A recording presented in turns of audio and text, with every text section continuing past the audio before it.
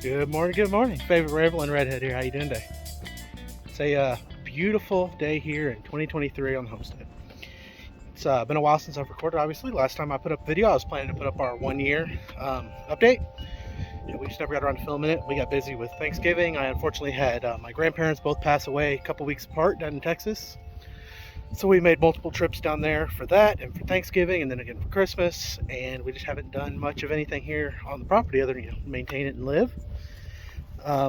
Did get skirting from all of our cutoffs from the roof around the house, so that helped quite a bit. We did have a cold snap where we had like 30 hours we were below zero, something like that, and it did unfortunately do some damage. It happened while we were gone down to Texas. Froze up some water lines, busted the water off the back of the washing machine, which has been huge to have though, so we got that fixed. Had to order some parts, no big deal. And now we're getting ready to upgrade this little guy, Mr. Jerky over here, our lovely little pig. So we brought this coop with us when we came up from Texas. We added this yard to it when we got here, and our chickens stayed in that. Then we added this yard briefly before we got this coop, and then the chickens moved into that coop, and then after that coop we got this coop. So all our big flock is in here. Our two little girls, our little flock girls, are over on the other side. They're all looking great. We have 9 hens and a rooster, and get somewhere between 5 and 7 eggs a day. So that's good. We are actually doing the math right now. So we spend $12 on a bag of feed. It lasts a couple weeks, and I'm figuring out how many eggs we get for our $12, because right now at our local store here in town, for $8 you get a dozen eggs. So in the first 3 days of the bag of feed, we had 11 eggs, so we're doing pretty well. I think we got 5 more, so we're at 14 eggs now in 4 days.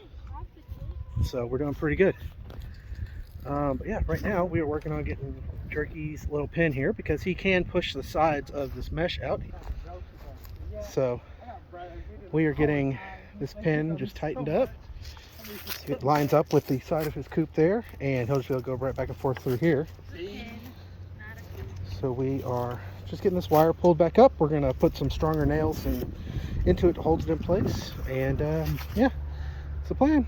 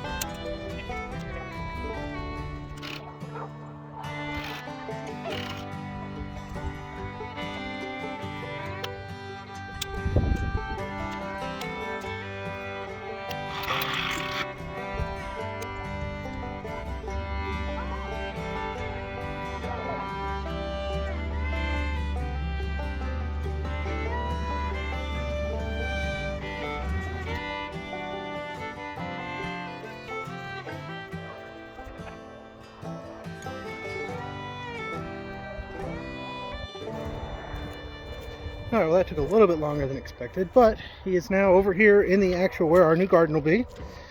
So I did earlier this year get most of this tilled already. We're only taking the garden, we'll go to where that game camera is right there, instead of all the way over there, and then we cut about in half the total distance we had, because 5,000 square foot was just too much. So gonna let him out and let him see if he wants to use this yard. What? No, don't untie it, just take it off the roof. There you go. Yeah, he's angry. You big mad, huh? Jamie, no. He'll come out. Big old handsome boy. He's put on a ton of weight and grown a bunch since we got him. Yeah, look at that big boy.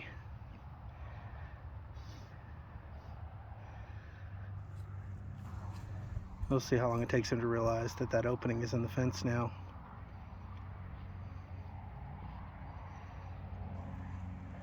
Hi, Turkey. But yeah, while he's out here, he'll get to work up all this stuff. And, you know, we'll have his manure and everything else that goes into the ground out here as well. So it'll all be good for the garden. And then we're probably 2 months still from actually putting the garden in. But when that time comes, then he'll obviously go back over there so he can be with some grass. And we'll move all this with him. And get the fence back up, and there it'll be that. So anyway, I'll pick y'all back up here in a little bit and figure out what else we gotta do. Hey guys, well, I don't know why y'all hear me, because it's next morning now, and it is spring weather in Oklahoma. So today we are going to have an average wind speed of 20 miles an hour with gusts in the mid to upper 30s. So I don't know how much I'll get done today. I do need to get the heat tape on the house. It's not supposed to freeze out until late this week, but I'd like to get it done today. It is Sunday, so yeah, just over here to get everybody fed. So there's my boy Hawk, the generic looking chicken in there, and then the rest of his flock. So one thing that we do for winter is we switch over to these plastic tubs so that when it freezes, hey, get back in there, what are you doing? So that when it freezes, you can just flip them over and knock the water out of them, or knock the ice out of them rather than refill them. So that is, we had somebody give us these coops, and they gave us those 2 chickens as well. So Blue is the dark blue chicken there, and then Hussein, our runaway chicken, is the white one. So this is our feed bin. Zoom out a little bit. So this holds 50 pounds of feed. We put 50 pounds in here 6 days ago. It's a $12 bag of 16% protein layer feed. Girls, and I actually got them some corn yesterday, so this afternoon I'll give them some corn to scratch at as well. So I'll have their breakfast, and then I have to have 2 hands for this, but I'm going to grab the water jugs here. We just use these Hawaiian punch jugs. They work great for water.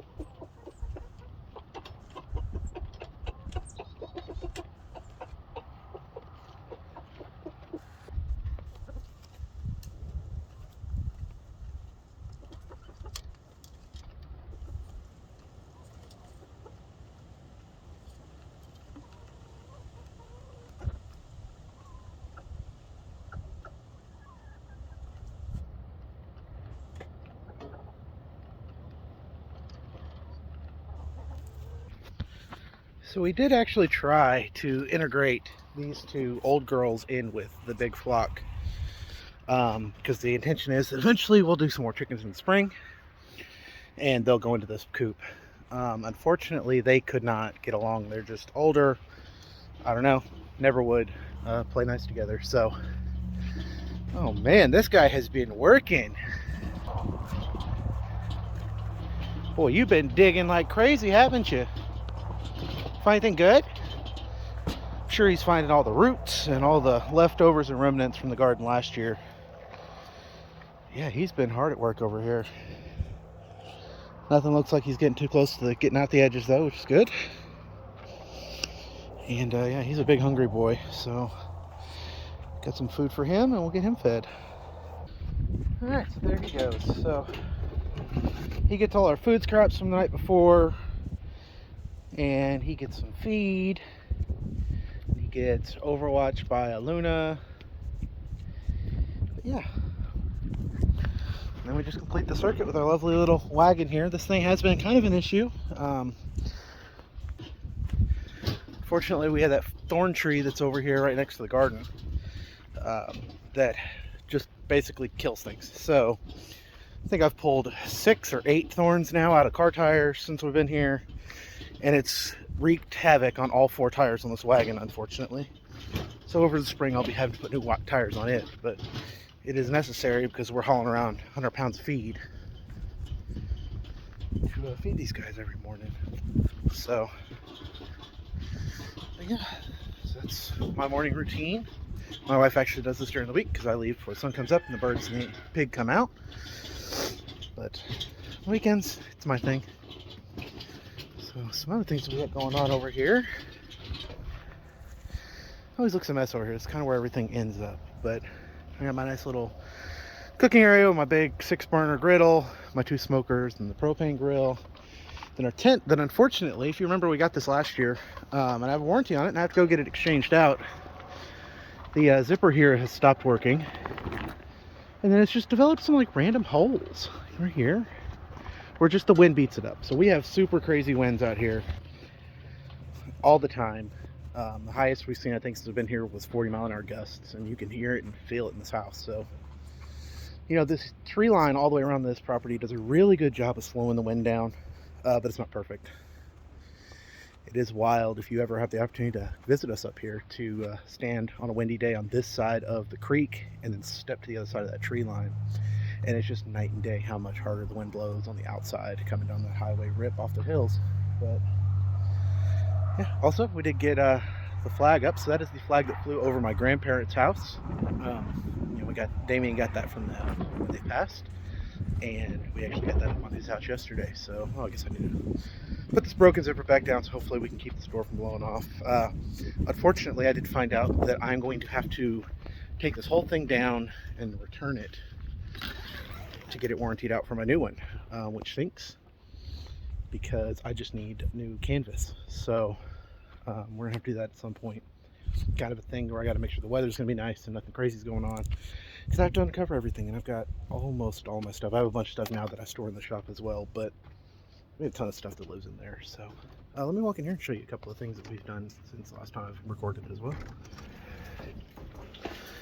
Like I said, we got the washer and dryer is working in here, and they're great, and we've rearranged a couple of times, but we've got, you know, we got new pots. We got, what else have we done? The sink is working, dishwasher works, oven works. Oh, we got this done. So this wall's all finished up now. We added this shelf that is the same. It is made from the tops from the ammo boxes that we use for our entertainment center that the cat uses for her bed. So we got that going on. The wood stove, like I said, is in here.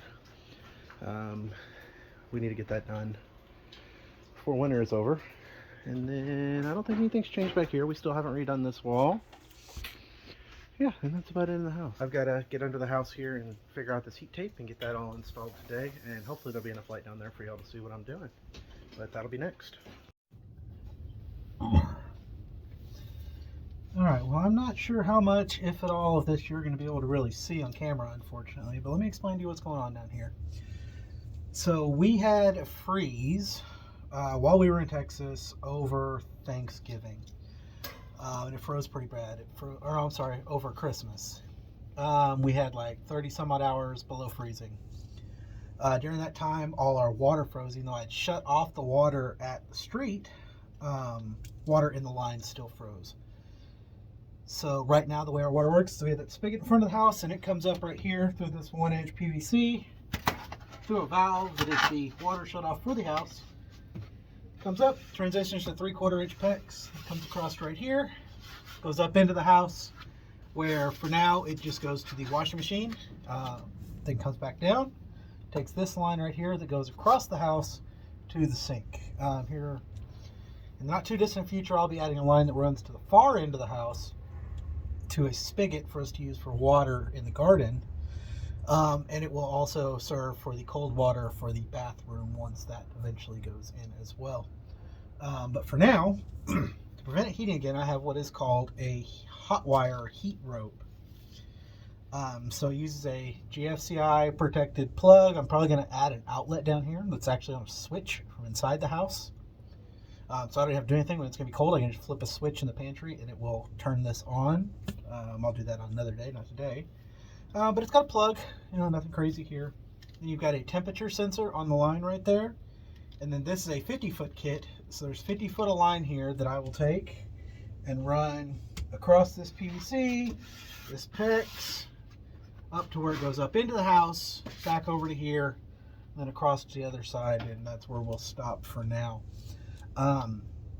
So this wire, it has a wire inside of this insulation that'll short out essentially and create a bunch of heat, and then it keeps the pipes warm so they don't freeze. On this PEX, the problem's not necessarily the PEX freezing per se. The PEX can expand like 90 times its size, 9,000 psi, something insane like that. The problem is more the fact that when it freezes, we don't have water anymore, and that's really inconvenient. So the two solutions for that is I have this as one option, and this will keep it warm while we're here. If we're having to leave for some reason, I've also added this valve right here. So if I shut this closed, and then I have a little line I hook up, but I hook the line up to this and I open this valve. This is the lowest point in the entire house's cold water, or the water system period. And it will drain all the water out of the whole house. So there's no water left anywhere to freeze. So we don't have this problem again. It'll come out of the back of the washing machine and all that. So that is the two solutions to this problem. Like I said, I did put in the skirting. It's obviously not perfect, but it does a great job because it's super windy today and I don't feel any wind down here. So it's working pretty well. I have a spot that's still missing over there because I was one piece short. But I'm going to end up actually making a door to go where our propane is, which is under the stove, basically.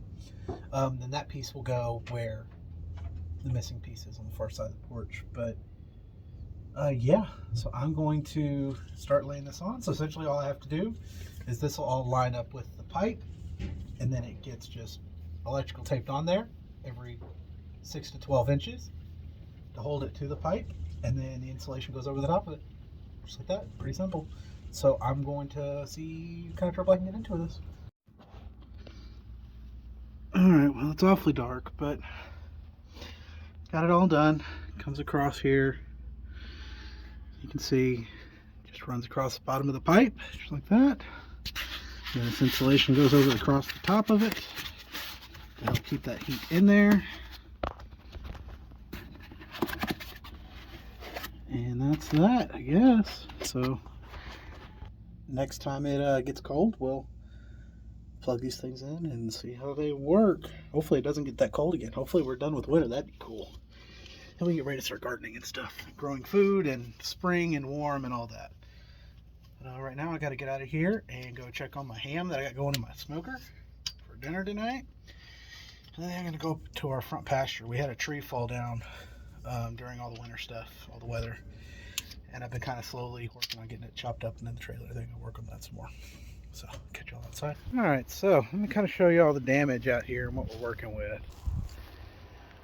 So this is what we've loaded up so far. So there were 3 trees in that clearing right there that came down from all the weather, and we already got those chopped up. So there's this one that's laying on the ground now. This one is dead, needs to come down. That one is actually not dead yet, but it will be soon, I'm imagining. You can see where this one broke, and then had to be cut the rest of the way. See another one there, so I got to get these cut up. Oh, this is the big one. So there was a bunch here. And you can see this one, it's not connected to anything at the bottom, and it's just kind of hanging over. So it's got to go. It's just got to be cut up. Like I said, I've already got a lot of it done. Kind of as far as my little clippers over here can go. And I had to bring a chainsaw up. Last time I was up here, I didn't bring a chainsaw with me. So Got my little Ryobi chainsaw right here.